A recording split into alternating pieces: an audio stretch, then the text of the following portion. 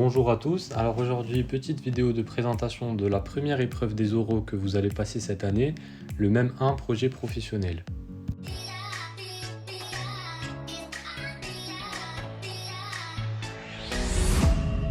Alors dans cette vidéo on va commencer par voir c'est quoi cette épreuve du MEM 1. Ensuite on parlera des deux phases qui constituent cette épreuve, donc la première phase de présentation et la phase d'échange. Et ensuite on verra les principaux critères d'évaluation sur lesquels bien sûr vous allez être noté. Alors déjà l'épreuve. L'épreuve donc c'est une épreuve orale qui n'a pas de temps de préparation, contrairement au MEM 2 et 3. Ça veut dire que cette préparation elle sera à faire en amont, chez vous, pour venir prêt le jour de l'épreuve. Vous allez donc devoir choisir un métier à présenter. Ça peut aussi être un secteur d'activité, une filière ou une branche professionnelle. Bien sûr, vous n'aurez pas droit à vos notes pendant la présentation, donc pas de diapo, ça sera juste vous face au jury. Vous devrez donc préparer 2 projets professionnels. En clair, il faudra choisir en amont 2 métiers et préparer votre présentation pour ces 2 métiers. Mais le jour de l'épreuve, vous n'en présenterez qu'un seul. Ce sera le projet tiré au sort par le jury. Votre premier projet, le projet A, ça sera obligatoirement un projet d'études de santé, donc des métiers auxquels on peut accéder directement par la LAS ou la PASS. C'est la filière MMO-PMR, donc médecine, maïeutique, odontologie, pharmacie et métiers de la rééducation. Le projet B, lui, sera forcément un métier hors MMO-PMR, donc absolument tous les métiers auxquels on peut penser, qu'ils soient ou non en rapport avec la santé, donc par exemple avocat, pompier, enseignant, tout ce que vous voulez. Il faut noter quand même que les métiers de santé hors MMO-PMR, comme le métier d'infirmier ou d'orthophoniste, sont bien comptés comme des projets B. L'épreuve en tout, elle dure 10 minutes, qui sont divisées en 5 minutes pour la présentation du projet et 5 minutes pour une phase d'échange avec le jury. Alors la première phase de présentation du projet professionnel. Elle dure donc 5 minutes. Vous commencerez par décliner votre identité, puis vous annoncerez quel projet vous allez présenter.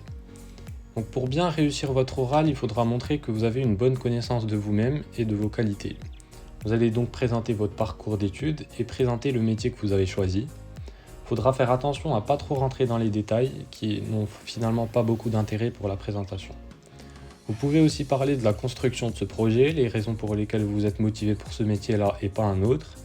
Il faudra encore une fois que ça apporte un intérêt pour cette présentation. Le plus important, ça sera d'y donner de la matière. Et la matière, c'est les arguments. Vos meilleurs arguments, ça sera donc vos qualités. Par exemple, la rigueur, la curiosité, la tolérance, etc. Mais il ne suffira pas de donner des qualités comme ça. Il faudra argumenter pourquoi vous avez ces qualités. Et le meilleur moyen d'argumenter, c'est de donner des exemples concrets de votre vie qui prouvent que vous avez bien ces qualités. Ces expériences, ça peut donc être des expériences personnelles ou professionnelles, des stages, des petits boulots, du travail associatif, de la pratique sportive, des passions, etc. Ça sera très important de faire des liens clairs entre les qualités que vous voulez présenter et ces expériences. Tout ça va vous permettre, in fine, de prouver que ce projet est bien clair et cohérent avec vos qualités et votre expérience. Il faudra bien sûr ne pas oublier de structurer votre présentation autour d'un plan clair, une introduction, un développement et une brève conclusion. Alors la phase d'échange avec le jury, donc elle dure 5 minutes aussi. Il ne faut pas la négliger car oui, elle va dépendre de votre spontanéité et vous ne pourrez pas prédire les questions à l'avance, mais vous pouvez tout de même vous y préparer. Pendant cette phase, le jury pose des questions sur votre parcours, sur des points qu'il veut éclaircir de votre présentation. Et il ne faut pas hésiter à demander de reformuler si vous ne comprenez pas la question plutôt que de répondre à côté. Il faut aussi éviter de répondre en répétant ce que vous avez pu dire pendant la présentation, parce que si le jury vous pose la question, c'est qu'il veut des informations en plus, qu'il veut creuser plus loin.